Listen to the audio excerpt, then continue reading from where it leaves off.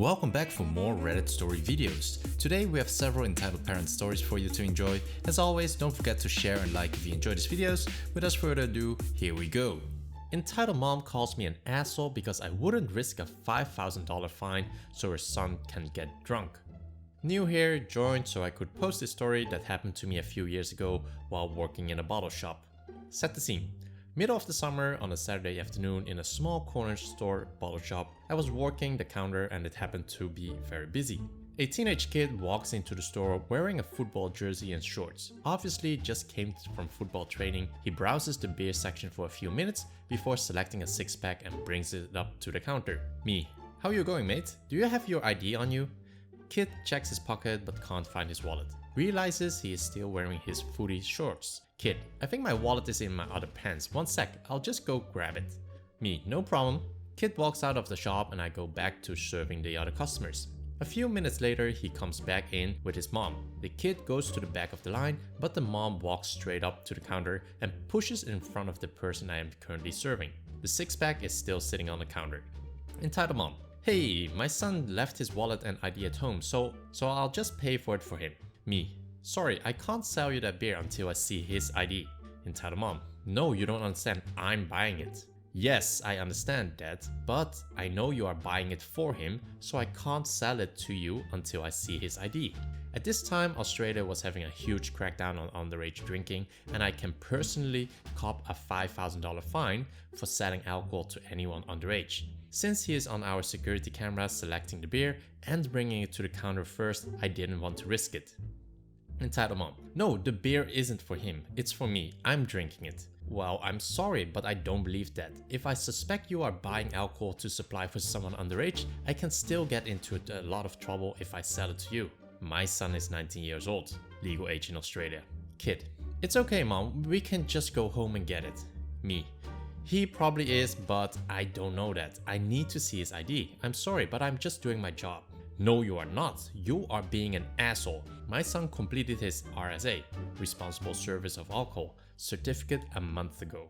"Oh, he did he? Well, then he will be able to explain to you why what you are asking me to do is completely illegal. Probably not professionally, but I was getting annoyed." Entitled mom: "You are a dickhead. I'm never coming back here again." "Great, have a nice day." Entitled mom storms out while glaring at me. Poor kid flashes me an embarrassed apologetic face and follows his mom out. I feel bad for him. And she never returned. Yay. Bonus story: I also once had a woman come into the shop and inform me that she and her family just moved into the area and that she is giving me permission to sell her 16-year-old son alcohol. I tried to explain that even if he has your permission to purchase alcohol, it is still illegal for me to sell it to him. She says, "No, but it's okay, I am giving him permission to drink." No joke. Some people are just dumb. EM wants me on the no-fly list for using my seat light at the late hour of 6:30 p.m. This story happened back in December, just after the college let out for the winter. I'm a teacher and my girlfriend is a grad student, so when she was done for the semester, I took a few days off from work and joined her for vacation down to Virginia, where her parents live. It was the first time I was going to meet the whole family, and this is looking like a pretty serious relationship that might go all the way. We flew there from Newark on the United Express service, which is essentially a tiny tin can of an airplane where tall people can barely stand up. The seats are arranged 2 on one side and 1 on the other. Going there, we booked a 2-seater together and the flight went off without a hitch. The trip was great. Her family and I got along, we visited Busch Garden and Virginia Beach, and I ate an unhealthy amount of Mongolian barbecue. But unfortunately, I had to fly back alone. She planned to stay a few weeks with her parents before school started again. And I had to get back to work on Monday. I don't like flying and especially don't like flying solo. I'm not a great sleeper at the best times, so sleeping on a plane is out. I booked myself a single seat on the left for privacy, brought a decent amount of reading material, and assumed I would just be able to keep myself distracted for the 90-minute flight. Or so I thought. Cast: me. Tired of these MFing Karens and MFing planes. EM. Horrid beast who doesn't understand how planes work. TK, tired kid around 8, was really fine, slept through most of this. FA, flight attendant, does not get paid enough for this. OM, old man, slept through most of this, provides a key cameo. So I've settled into my solo seat near the front of the standard seating, and the old man behind me has popped a few pills and immediately followed sleep. I'm distracting myself with a magazine when I hear a bellow of "it will fit just fine." EM storms into the plane, pulling TK with one hand and an oversized wheeled suitcase with another.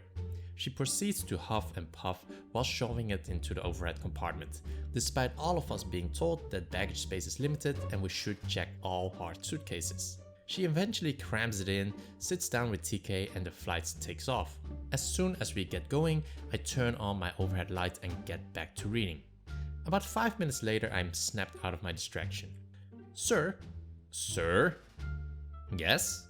"You need to turn your overhead light off. My daughter and I are trying to sleep." Me: "Sorry, but I want to be able to read during this flight. It's only 6:30. "Excuse me? I'll have you know my daughter and I have been traveling all weekend. We're both exhausted and the least you can do is be a little accommodating. You're the only person on this flight with their lights on." Me looks around. "It's true. Well, sorry about that, but I can't really sleep on flights. I need this light."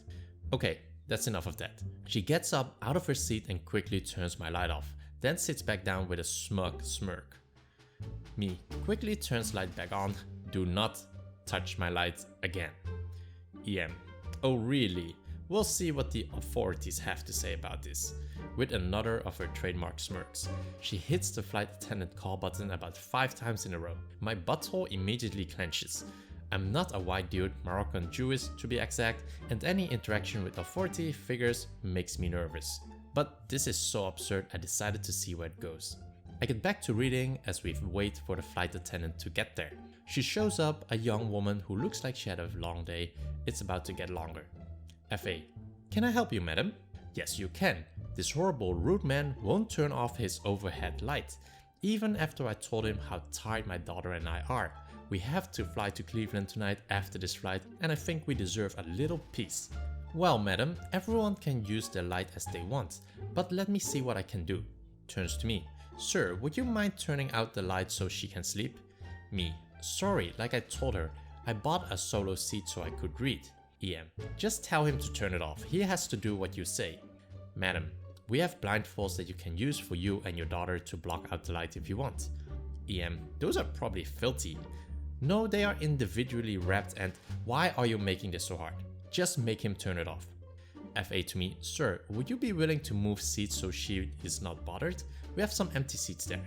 Points to a seat near the back next to another man. Me: "I'm catching a train after I get off and I don't like the idea of being at the back, sorry. Especially as," pointed look upwards, "some people are likely going to be taking a while to get their luggage out." EM: "How dare you? You look like you belong in the back of the plane. Just get back there and stop bothering us." Now, I was kind of casually dressed and had a 4-day beard, but we all know what she really meant. My stubbornness and spite levels just went up over 9,000. It's over 9,000!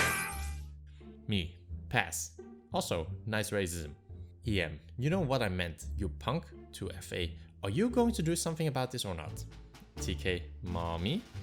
EM: "Look what you did. I'll have you know TK has a spelling bee on Monday, and you're depriving her of much needed sleep." To FA: "Now you go talk with someone with the authority to do something about this and get this punk out of my sight, or I'll have your job." FA to me: "Sir, it's not a long flight. Would you please?" "I'm sorry, but I don't have a problem here. She does, and she's making this entire flight miserable. I don't think I should have to inconvenience myself to make her happy." Looking defeated, FA runs up to the front of the plane to talk to what I assume are the people in charge. EM snarls at me: "You're in it for now. You'll be on the no-fly list after this." Me: "Lady, you're nuts. Get help." Flight attendant returns and immediately turns to me. EM's eyes go wide with excitement. FA: "Sir, would you be willing to move up 4 rows? You'll be closer to the front that way and it's another single seat." She doesn't say it, but I know this is the extra legroom section that you pay a little more for. Me: "Yes, I think it's fine." EM: "Wait, he gets a better seat? Why didn't you offer that to us?" FA: "There's only single seats available up there, madam." EM: "This is ridiculous. He shouldn't get rewarded. He ruined our flight, and when we get to Newark, I will be informing your boss and authorities so you both get exactly what you startles the entire flight. For God's sake, lady, shut up, I'm trying to sleep. She shuts up after that, and I move to my new seat. I wish I could tell you that this was some luxurious first class digs, but this is a crappy short haul flight in a tin can. I had maybe 2 more inches of leg room, and I got myself half a cup of soda and my tiny bag of pretzels a few minutes early, but I was far away from EM. When the flight landed, I quickly grabbed my bag and got off, sneaking a look back as she held up the entire line trying to wedge her suitcase free from the tiny overhead compartment. We were about 20 minutes early to Newark, so I got a bagel before catching my train. I get to see EM barreling past, dragging suitcase and TK behind her, yelling that this airport is full of idiots and she doesn't know where to find her connecting flight. She catches sight of me at the bagel place. EM, you're a horrible person and I hope you go straight to hell. Me, good luck getting back to Cleveland. Don't come back. And that was the end of the story of Karen, the first scourge of airplanes. It ended without any police, property damage or assault, but it certainly did nothing to make me appreciate flying more. I see why your husband left you. Apparently I have a story. I think this won't be too long, I hope. I was talking last night with co-workers about dumb things we did as kids and brought up those little colored flags that get stuck in the ground that we all snagged a couple of and waved around like mad. At least in the US, I don't know if there's anything similar to the flags elsewhere. Reminded me of something that happened a while ago. Those little colored flags are markers for underground wires and pipes. Various colors for various things like water pipes, gas lines, electrical wires, and all that fun, deadly stuff. And they are essentially so diggers have an idea of where to go and where not to dig so they don't hit dangerous stuff and seriously injure or kill themselves. I didn't know this until I was in high school. So a friend, her mother and her 4-year-old daughter and I were walking around her apartment complex a while ago. Her daughter had just had her birthday, but I was busy and couldn't come to the party. But I made time to deliver my gift in person a few days after and to play with the little goober because I love her. Amy, Barb and Rose, respectively. All fake names, of course. Amy's husband, Juan, was in hospital at this time because he, the day of his daughter's birthday, started having pains and gallbladder attack with a side of annoying complications. But Amy's mom, she's very much an entitled grandma. Bob always tries and go around Amy to do things for Rose and spoil her for absolutely no reason. But she does this behind Amy's back and then goes and tells Rose, Mama doesn't want to do this for you, so I have to. Or some bullshit like that. It's definitely put a strain on their relationship. Barb is a snowbird, in Florida 1/2 of the year and back in India for the other half. This happened in April, so it was getting time for her to go back to Indiana. So, like I said, we were all walking around her complex. Rose going nuts about the ducks, she loves birds, Amy and I catching up because we hadn't seen each other in several months at that point. Bob was just kind of soaking in the back. She invited herself over that day and Amy wasn't very happy about that, and Amy wasn't very happy that she just barged. They don't have a fantastic relationship if you can't tell. So I'm telling Amy about some entertaining drama going on at work. She used to work with me when Rose runs up with one of those flags in her hand. Mama, Auntie Grace, look what I found. Oh honey, you shouldn't play with those, I said, and Rose kind of deflated. Why? They are pretty. I know they are, but they need to stay where you find these, Amy said. At that point I could feel Barb walking up on us. Can you show me where you found it? I asked, and she nudged, grabbing my hand and pulling me 3 feet away around the tree. Sure enough, there are many of those little flags. I kneel in front of her. Do you know why those flags are here? She shook her head. You know how when you go to the beach you dig in the sand to make a sandcastle, right? And you're digging and digging when you hit a sharp shell that would hurt you if it was your hand and not your little shovel. Well, that's kind of what these flags are for. When they dig here, they might dig and hit something that will hurt them, even with their shovel. These little flags let them know where something is that could hurt them. So if you take one and move it away, they might not know they can get hurt. Rose looked absolutely flabbergasted and then she got sad. I don't want anyone to get hurt, she said, and I pulled her into a hug. I know, and that's why I'm telling you this. I didn't know about it until I was almost out of school. She sniffles a little and nods, and we walk back. But Barb walks up on me and I nearly walk into her. Don't you tell my daughter how to parent? She sees at me. I didn't? I just stare at her, telling Rose to go back to Amy, who was within earshot away. You're making my daughter look like a bad mom. How dare you tell Rose that she could hurt someone? Those stupid flags don't mean anything. I almost said something calm and reasonably back, but then it struck me, and I had an idea. Your ex-husband did construction, didn't he? Amy's dad. So what? She snapped. That doesn't have anything to do with anything. Guess you didn't care about his safety if you think those flags don't mean anything. I see why he left you. I see Amy stifle a laugh with her hand over Barb's shoulder. I guess it's been a while since anyone called her out because she was shocked. Barb stormed off to Amy's apartment and was gone by the time we walked back. I enjoyed the rest of the day playing with Rose, playing dress up and drinking wine with Amy that evening after Rose went to bed. Juan's back and recovered now if anyone's wondering, and Amy and Barb have been on minimum communication since, because Barb hasn't apologized for coming at me. Honestly, I don't care. Seeing her face made it absolutely worth it. She and her dad still talk on the phone every other day. The story about how her parents split up is also a decent story for this sub, but I don't want to post it without her permission. I'll see if I can ask though.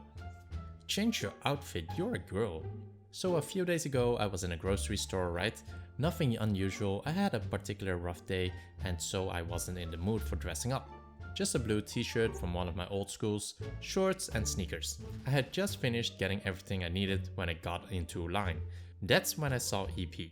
Now, this woman only had 2 things in her cart. Her toddler and a little boy who was probably around 3 and way too much booze. I mean, like the whole cart section of the cart was absolutely filled with bottles. Also worth mentioning that this woman, probably mid-30s, was wearing a hot pink crop top. Alright, that's pretty bad, but it's not my business and I'm not in the mood to argue with someone. She pays for her things and begins to leave, so I begin to do the same.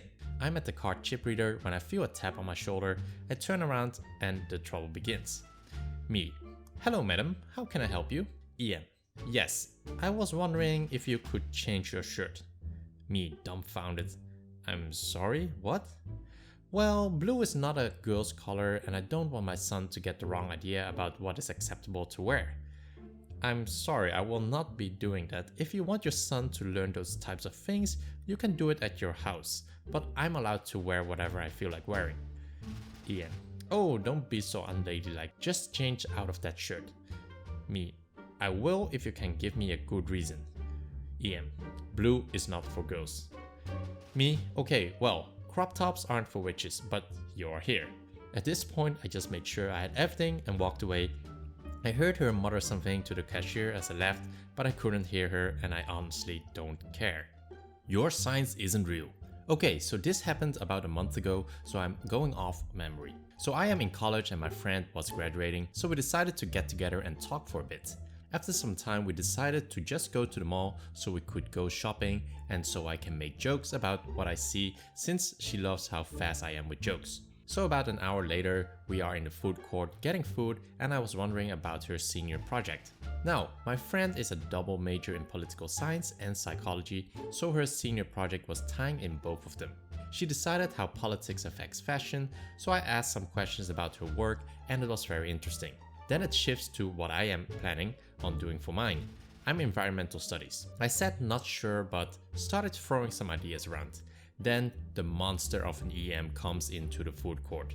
She is hitting chairs and tables with her stroller with a kid who looked to be about 2 years and 50 pounds too big in it and sits about 2 tables away.